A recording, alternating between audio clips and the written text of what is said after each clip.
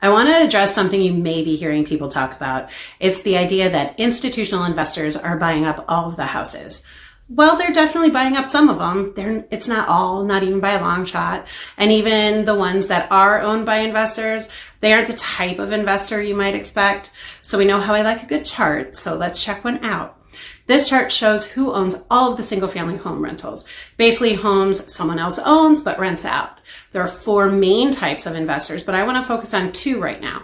So let's look at that big chunk of green. It shows 80% of rentals are owned by mom and pop investors. So who are these people? Well, I'm one of them. There also are smart neighbors and friends.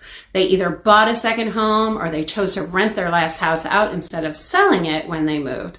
So now let's look at that tiny little sliver of red. Those are the large institutional investors that you've been hearing about. They only make up about 3% of investor-owned homes, and that's a pretty big difference. So I know there's a lot of chatter about large firms buying up all the houses, but that's just not what the data is showing. Most investors are people like you and me. So as your local expert, I am here to help you separate fact from fiction, especially in our little local market. So if you want to chat about it, you know how to get me.